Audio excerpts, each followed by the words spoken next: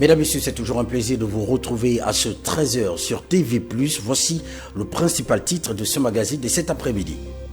À quelques mois de la présidentielle 2023, ça bouge, dont les partis politiques, tout le monde, néanmoins ceux qui aspirent à s'installer au palais du bord de mer, affûtent leurs armes. Et pour les démocrates de Guinzou-Bandama, l'alternance aura lieu au plus haut sommet de l'État en cette année 2023. Mesdames, Messieurs, bienvenue à cette édition de 13h sur TV+, pour comprendre un peu les contours de l'actualité qui se passe dans notre pays depuis quelques jours, voire quelques semaines. Et pour parler du Parti des démocrates, nous avons comme invité, nous avons un prestigieux invité. Il s'agit d'Akouré Davin, député du 2e arrondissement de la commune de Lambaréné, président du groupe parlementaire des démocrates au sein de l'hémicycle et également président honoraire des démocrates. Président honoraire, bienvenue à ce plateau. Bonjour et merci de m'avoir invité. C'est un plaisir de vous recevoir à Akouré Davin parce qu'avec vous, nous allons, comme je l'ai dit à l'entame de cette émission, nous allons faire le tour un peu de l'actualité et nous tenterons justement d'apporter vous tenterez d'apporter quelques éléments de réponse. Mais avant le parti de l'opposition, vous, les démocrates, vous avez réuni le week-end dernier à votre siège des représentants de coordination de la province de l'Estuaire avec pour objectif les outiller en vue des prochaines élections, mais également installer la coordination de Libreville. Le reportage est de Estelle Amvan. Deux événements ont marqué cette mobilisation des responsables des coordinations de la province de l'Estuaire du parti de l'opposition, les démocrates. Tout d'abord, un séminaire de formation autour des élections à venir. Nous avons tous appris ce matin. Nous sortons d'ici enrichis par les connaissances qui nous ont été transmises. Il faut maintenant les mettre en pratique. Et cette année 2023 est une année exceptionnelle sur le plan politique parce que nous avons 3 élections. L'installation de la coordination communale de Libreville a constitué le second temps fort de cette rencontre. Comme toute mission, il faut se préparer, il faut se donner les moyens, il faut être convaincu de ce qu'on va faire ou de ce qu'on vient faire. C'est pour dire qu'aujourd'hui, le terrain est fertile pour tout le monde. Lorsqu'on veut le cultiver, il est difficile lorsqu'on a la paresse. Il s'agit là des relais indispensables pour le parti sur le terrain électoral. Nous avons ici, dans l'Estuaire, une grande partie des électeurs.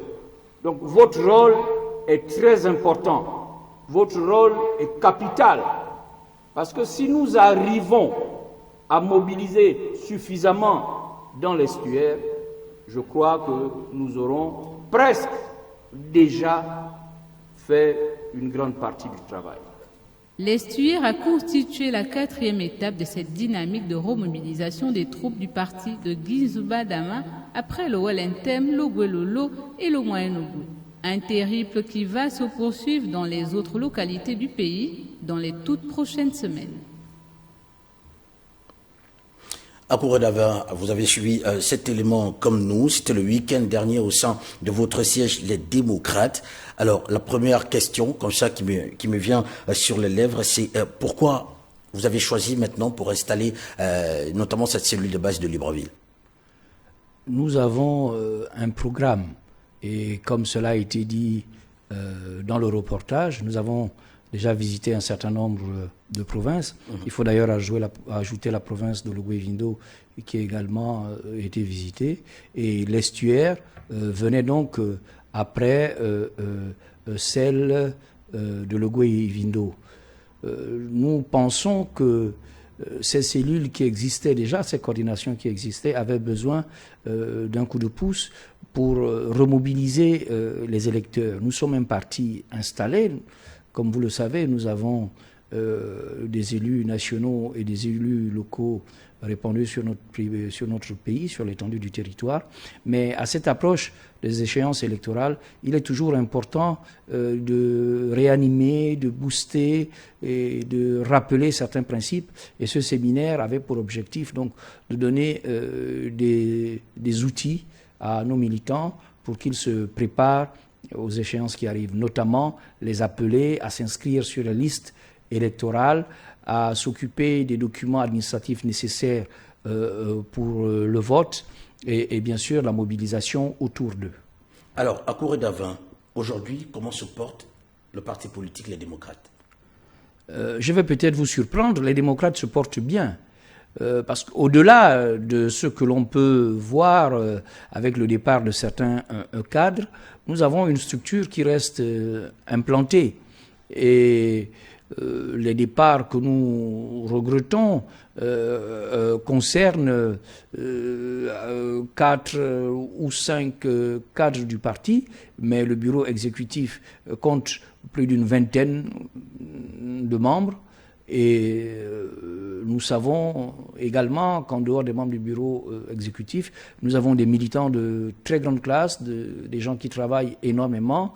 Donc nous ne souffrons pas du départ de ces amis-là. Même si vous aviez dit que vous le regrettez, c'est une manière de dire aussi que ça a fragilisé d'une manière ou d'une autre le parti politique, les démocrates, puisque vous avez parlé des cadres importants quand même qui sont partis du parti. Ne pas le reconnaître ne serait pas vrai. La preuve, c'est que ceux qui les ont appâtés les ont mis au gouvernement, et le gouvernement est l'une des instances les plus élevées de notre pays. Cela signifie que ce sont des gens valables. Mais ils sont partis, ils ont fait leur choix. Nous ne leur lançons pas la pierre, chacun de nous assume ses actes. Ils sont partis, mais nous continuons. J'ai même envie de dire, nous continuons encore plus haut, nous continuons encore plus fort. Ils ont fait leur choix de partir, comme vous d'ailleurs, vous avez fait votre choix, il y a de cela quelques années, de quitter plutôt le camp adverse, le PDG, pour vous retrouver dans le camp de l'opposition. Qu'est-ce qui avait suscité ce départ à Kouré-Davin? Parce qu'il y a beaucoup de Gabonais qui se posent encore la question de savoir ce qui avait suscité ce départ et qu'est-ce qui peut motiver un peu ce jeu de ping-pong entre l'opposition et la majorité depuis plusieurs années, et voir en cette année 2023 où il y a plusieurs échéances électorales qui sont en vue. Je crois que quand on n'est pas bien quelque part, on s'en va. J'ai pris la décision de quitter le Parti démocratique gabonais parce que je ne me sentais pas bien au sein de cette structure. J'ai donc démissionné de la mairie de Lambaréné, du conseil municipal. J'ai également démissionné du Parti démocratique gabonais et j'ai créé mon parti avec certains compatriotes, l'Alliance pour le Nouveau Gabon. Ce sont des incompréhensions qui ont fait que je quitte le PDG. Ce que l'on a appelé l'affaire du masque gallois, si vous voulez, c'est l'arbre qui cache la forêt. Beaucoup de gens ne savent même pas de quoi il s'agit. Dites-nous de quoi il s'agit, parce que c'est l'un des objectifs de cette émission. Dites-nous de quoi il s'agit pour le Gabonais, pour qu'on sache une bonne fois pour toutes ce qui s'est passé pour que vous quittiez le PDG. J'ai quitté le PDG pas par l'affaire du masque gallois. Ça a été la goutte d'eau qui a fait déborder le vase. Maintenant, pour revenir à cette affaire du masque gallois, qui a défrayé d'ailleurs la chronique, qui a fait les choux gras de la presse à l'époque, nous sommes allés à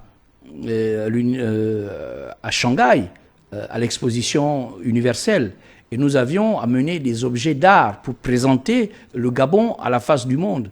Et parmi ces objets d'art, il y avait des représentations de toutes les ethnies. Vous savez que Lambaréné, par essence, c'est le Gabon en miniature. Nous avions amené des masques Fang, gallois, Pounou, des objets culturels.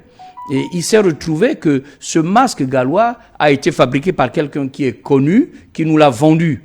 Et il a été revendiqué par un petit groupe bien connu qui a été identifié pour tout simplement semer ce que je vais appeler la zizanie. Et ils sont venus dans la mairie avec un Okouκoué faire du désordre. Nous avons porté plainte à ces gens. Mais il s'est passé des choses extraordinaires.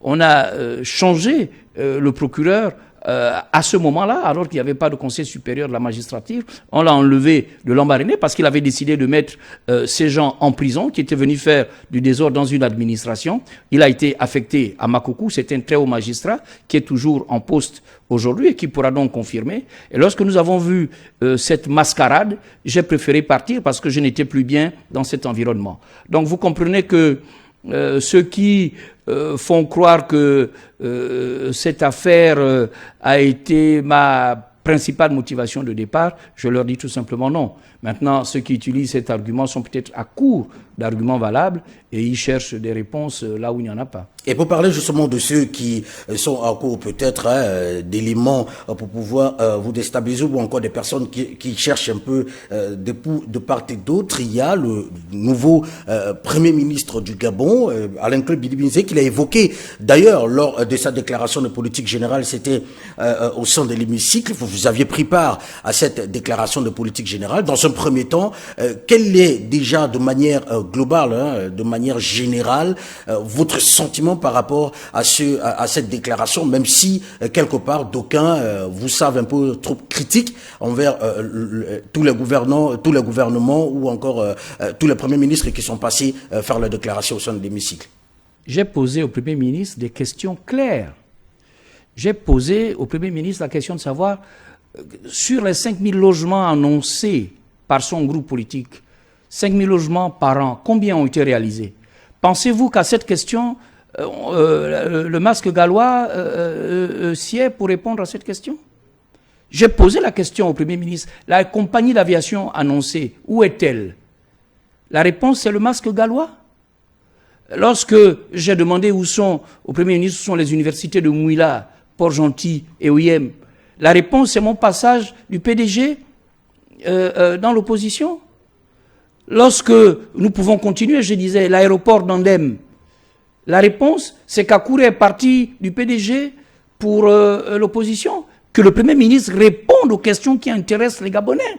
La petite vie d'Akouré n'intéresse pas les Gabonais en tant que tels. Mais les problèmes que posent les Gabonais sont des problèmes clairs. Ce sont les problèmes de la route, les problèmes de la vie chère, les problèmes des annonces. C'est une communication mensongère et nous sommes habitués à ça. Je vous ai dit que les discours de tous les premiers ministres ressemblent. Mais qu'est-ce qui est finalement fait? Pas grand-chose. Mais honorable, on a l'impression que vous êtes en train de juger ou encore de poser la question à la mauvaise personne, parce qu'Alain-Claude Bilibinze n'était pas Premier ministre à l'époque, il est devenu Premier ministre il y a quelques semaines seulement. On ne peut pas lui poser la question. A-t-on souvent l'habitude de dire, on juge le maçon au pied du mur? Est-ce qu'il n'est pas utile ou encore il n'était pas judicieux d'attendre peut-être les 100 premiers jours d'Alain-Claude Bilibinze pour lui poser ces questions sur ce qu'il a déjà commencé à faire, parce que tous ces points que vous évoquez étaient dirigés par d'autres personnes qui sont passées avant Alain-Claude. Sauf si je me trompe, il était déjà vice-premier ministre. Je pense qu'il est partie prenante du bilan. Un bilan, c'est à l'époque de 5 000 logements, quand même. Mais si, il était déjà membre du gouvernement. Il est autour du chef de l'État depuis très longtemps.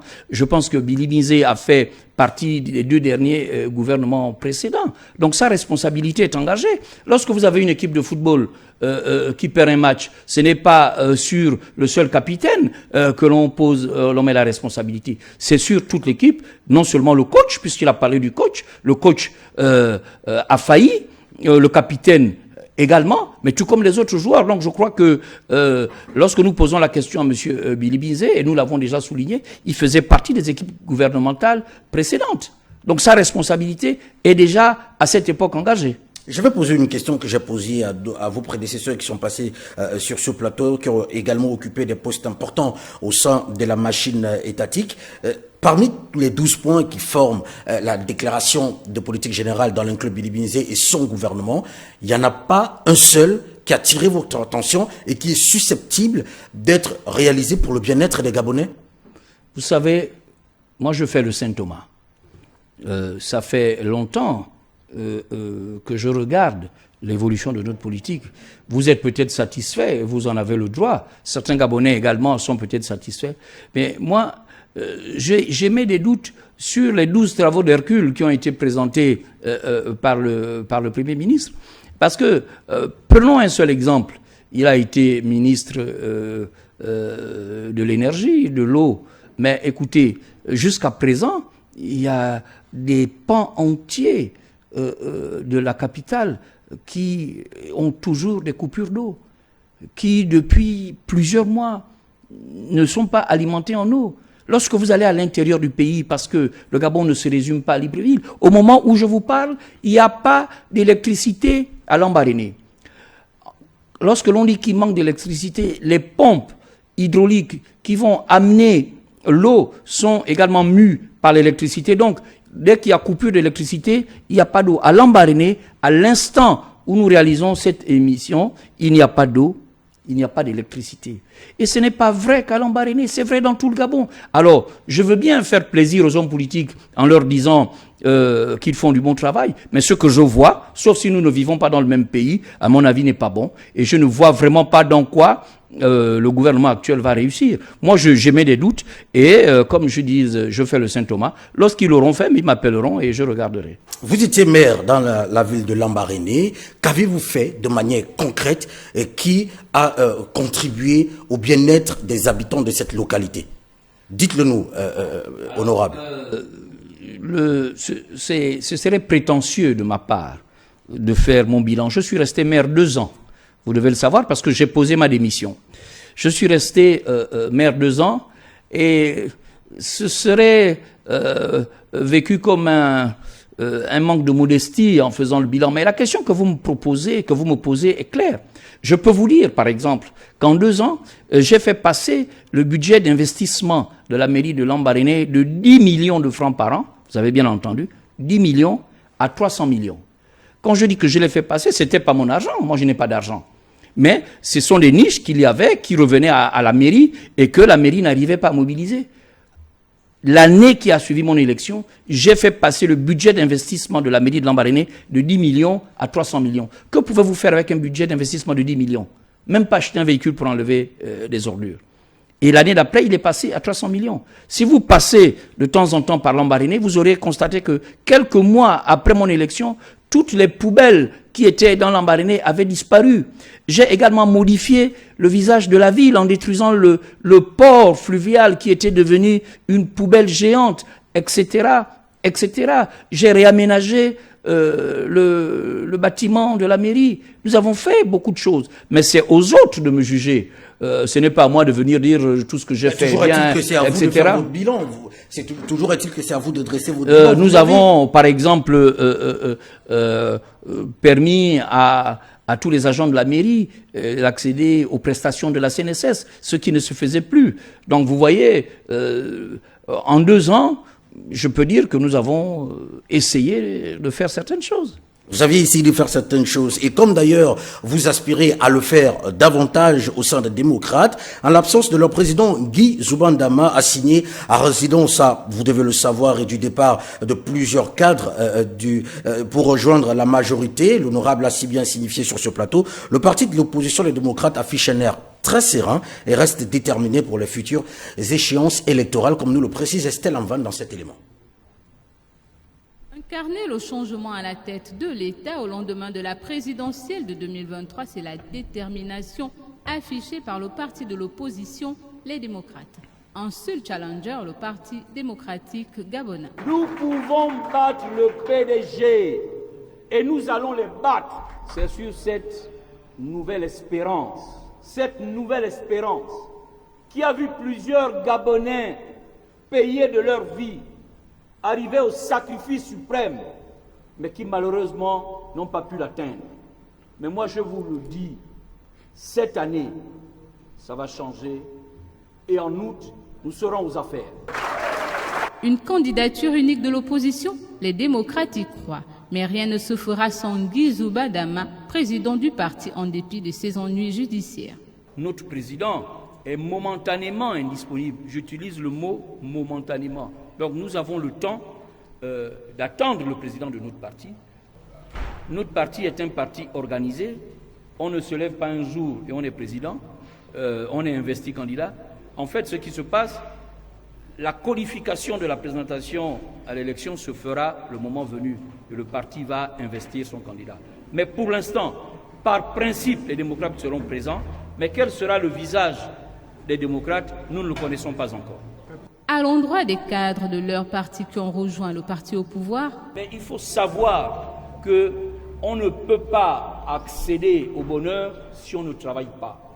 La facilité est quelque chose d'éphémère. Et tout ce qui brille n'est pas or. Et je pense que nos amis se trompent un peu. Ils vont suivre ce qui brille, mais ce n'est pas de l'or. Avant cette échéance électorale très attendue, les démocrates prendront part à la concertation initiée par le président de la République et voulu par une grande partie de la classe politique gabonaise. Nous sommes de retour sur ce plateau après cet élément d'Estelle Amvan avec notre invité à Kouré-Davin, qui est le député du 2e arrondissement de la commune de Lambaréné, le président du groupe parlementaire des démocrates à l'Assemblée nationale. Il est également le président honoraire de ce parti politique de l'opposition. À Kouré-Davin, vous avez la détermination de changer les choses en 2023. Vous avez certainement vos armes que vous allez nous définir sur ce plateau pour accéder au palais de bord de mer, mais ils sont nombreux ces Gabonais qui pensent que finalement ce sont les mêmes qui étaient hier au PDG et qui reviennent pour nous chanter un autre discours. Quelle est la stratégie que vous allez mettre en place pour convaincre le Gabonais qu'aujourd'hui effectivement vous êtes de nouveau reconvertis, parce que au sein de votre parti, vous revenez du PDG, votre président Guizou Dama revient également du PDG, comme plusieurs de vos membres et sympathisants. Quelle est la stratégie que vous pourrez mettre en place pour convaincre le Gabonais au soir du mois d'août 2023? Alors, Monsieur Roland Djakou, juste une petite précision. Je reviens de l'Alliance pour le Nouveau Gabon, l'ANG, qui était déjà un parti d'opposition et qui s'est transformé en démocrate. J'ai quitté le PDG en 2010, il y a quelques années. Je crois que une alliance n'est pas quelque chose qui se fait à vitam aeternam. Vous êtes liés par un contrat et lorsque les termes de ce contrat ne sont pas remplis, l'une des parties peut le rompre pour une raison ou pour une autre. Ceux qui sont aujourd'hui les grands chantres du PDG, demandez-leur d'où ils viennent. Je ne citerai pas des noms, mais vous êtes Gabonais, vous connaissez les parcours politiques des uns et des autres. Ceux qui sont aujourd'hui les grands défenseurs du PDG étaient pour la plupart dans l'opposition. Donc, je crois que nous jugeons les gens sur les faits, sur les actes. La majorité des Gabonais n'est pas satisfaite de ce régime parce que les effets induits de sa politique sont nocifs.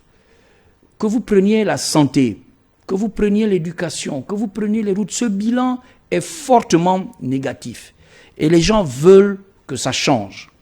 Je vous rappelle, M. Djakou, qu'au lendemain des indépendances, c'était le BDG qui était aux affaires.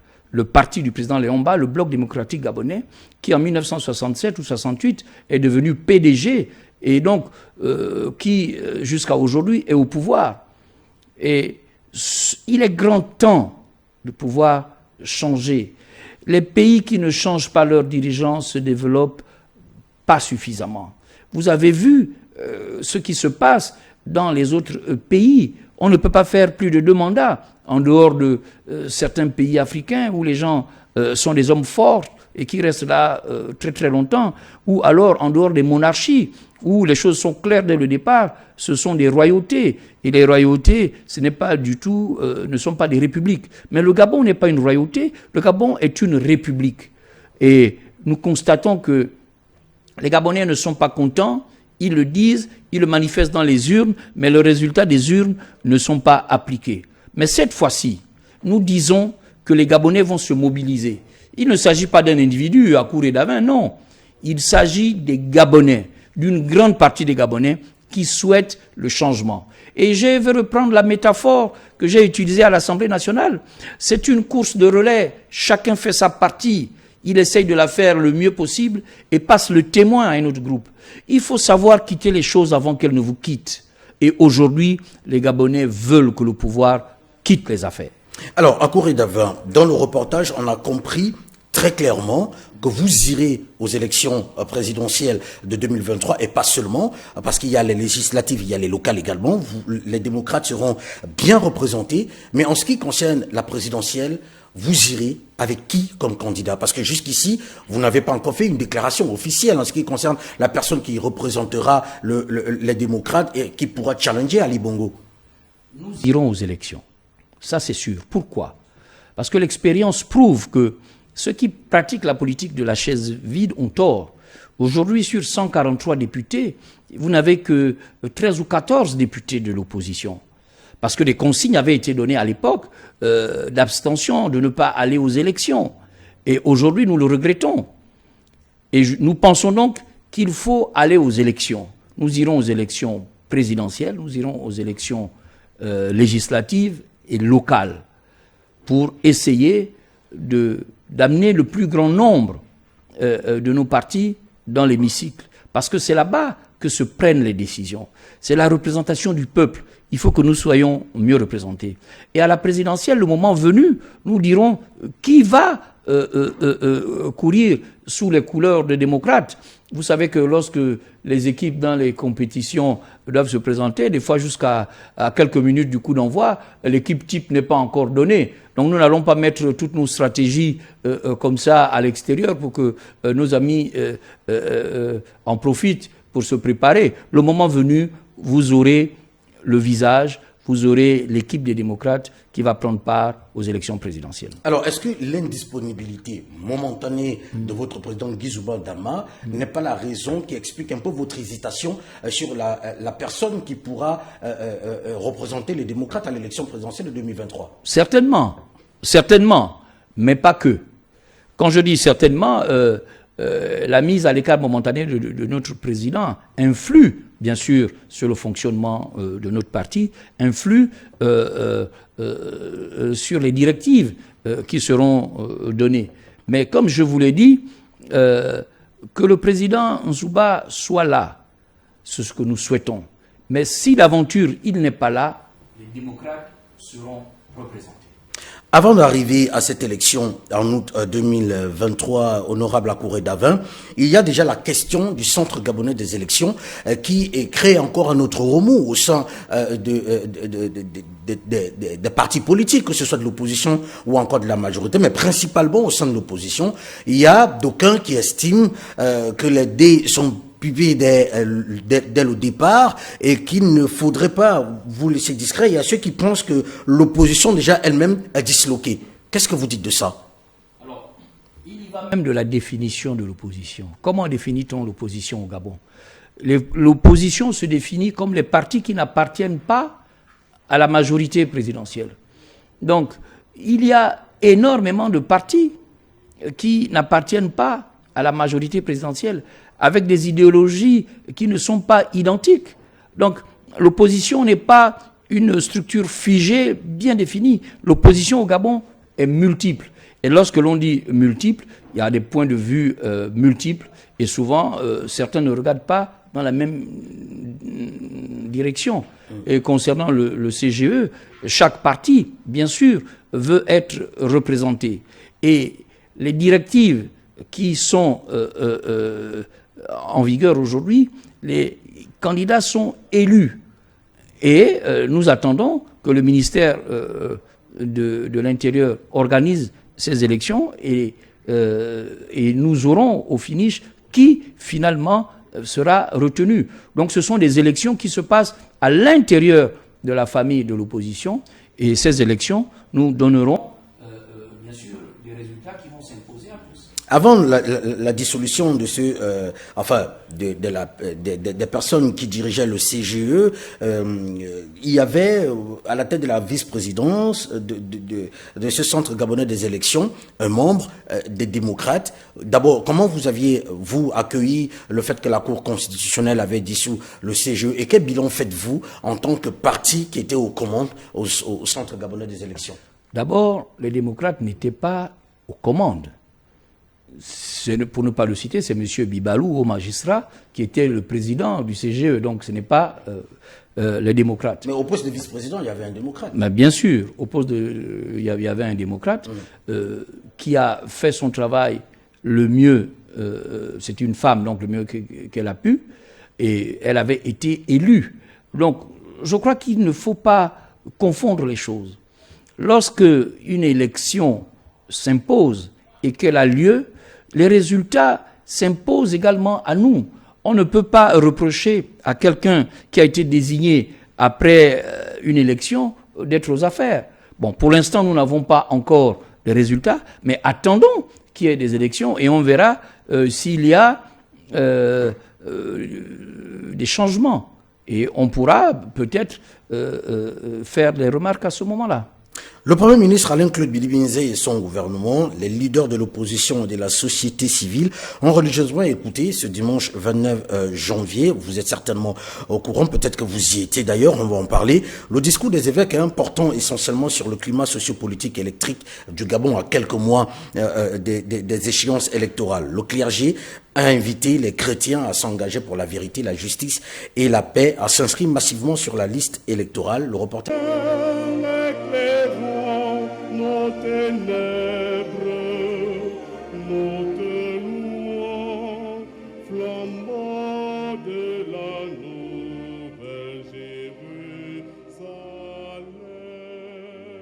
L'Église, famille de Dieu au Gabon, lève-toi et marche pour la justice, la vérité et la paix.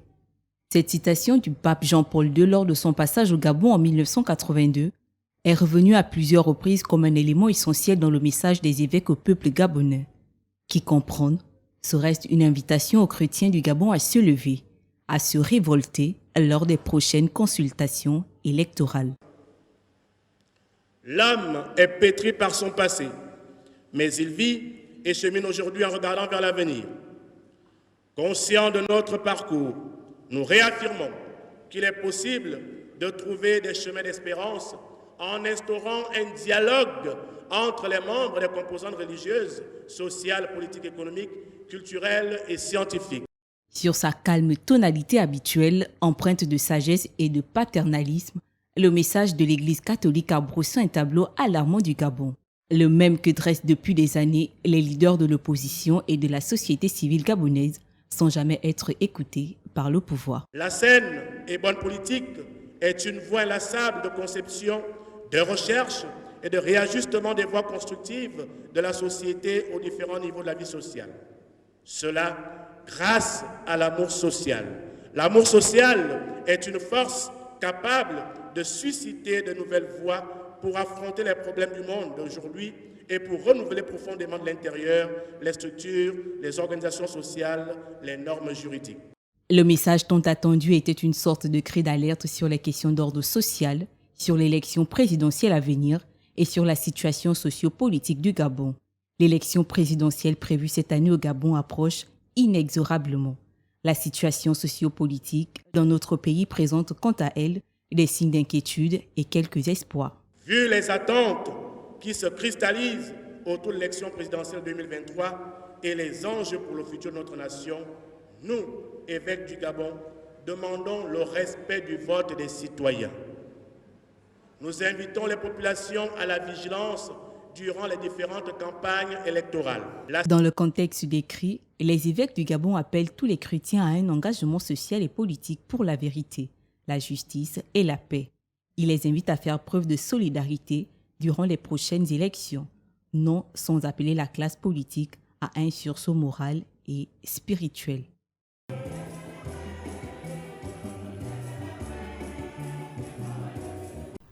De retour sur ce plateau avec notre invité à Corée Davin. Honorable, est-ce que vous étiez à cet appel du clergé dimanche dernier? Alors, je n'ai pas la chance d'avoir pris part à cette célébration. Bon, même si on a découvert certaines vocations et certaines foi soudaines, bon, mais ça, c'est la petite parenthèse. Mais je voudrais dire que je suis interpellé par le message des évêques. D'abord, toutes les félicitations à l'archevêque de Libreville, Monseigneur Ibaba, qui s'est exprimé en des termes clairs, des termes pondérés au président de la République lors des vœux au chef de l'État. Je pense que l'archevêque de Libreville a dépeint les difficultés que connaissent les Gabonais. Alors, si on peut taxer Akouré d'opposant, si on peut taxer Akouré de quelqu'un qui tire la couverture de son côté, je pense que Monseigneur Ibaba, archevêque de Libreville, ne peut pas être taxé de ne pas dire la vérité. Donc, je crois que cela doit amener les hommes politiques gabonais à comprendre que les Gabonais sont excédés à tel point que même le clergé prend position. Le clergé sort de sa réserve parce qu'ils sont inquiets. Ils sont inquiets par le cap aujourd'hui qui est celui de notre pays. Ils appellent les Gabonais à se prendre en charge. Les évêques appellent les Gabonais à s'inscrire sur la liste électorale. Vous vous rendez compte de l'engagement que prend l'Église? Cela signifie que même les hommes de Dieu se rendent compte que notre pays ne va pas bien. Mais je pense que ceux qui le dirigent prennent la mesure de ce message. Honorable Akouré Davin, Monseigneur Ibaba, comme vous l'aviez dit, avait pris position devant le chef de l'État. Est-ce que vous êtes d'avis avec ces partis ou encore ces présidents de partis qui pensent que Monseigneur Ibaba serait la personne idéale à la tête du Centre gabonais des élections? Alors, je ne sais pas quel est le mode de désignation qui peut amener Monseigneur Ibaba à être président du CGE. En termes de solutions pour éviter justement qu'il y ait des revendications et qu'il y ait, tout à l'heure vous avez dit dans le reportage, qu'il y a des Gabonais qui ont payé le prix, le sacrifice ultime après des élections pour éviter qu'on en arrive là en cette année 2023. Est-ce que Monseigneur Ibaba est la personne indiquée? Alors, je crois que dans plusieurs concertations politiques, dans plusieurs pays, des religieux ont été amenés à jouer le rôle d'arbitre. Je pense que Monseigneur Ibaba est une personne particulièrement sage et nous l'avons compris, c'est une personne également engagée. Il reviendra à la classe politique d'accéder ou pas à cette proposition qui a été faite par des partis. En ce qui me concerne, je n'y vois aucun inconvénient. Encore faut-il trouver la procédure qui l'amènerait là. Autre chose également, cela est-il compatible avec les fonctions qu'il a à l'heure actuelle? Donc vous voyez, il y a un certain nombre de questions, mais pour le principe, ça ne me gênerait pas, mais cela est-il possible? Point d'interrogation. Quel rôle donc pourrait jouer l'Église catholique en dehors d'appeler à la justice, à la vérité et à la paix? Est-ce qu'il y a encore un autre rôle que l'Église peut jouer de manière concrète afin d'éviter qu'il y ait des débordements au soir du mois d'août 2023? Je pense que l'Église catholique aujourd'hui prend un tout petit peu les devants. C'est de l'anticipation et c'est très bien. L'Église catholique tire la sonnette d'alarme pour leur dire « Écoutez, c'est maintenant qu'il faut faire attention. Ce n'est pas lorsque les violences auront lieu que nous allons essayer de comprendre ce qui s'est passé. » Il n'y a pas que l'Église catholique. Il est important également que les autres confessions religieuses se manifestent.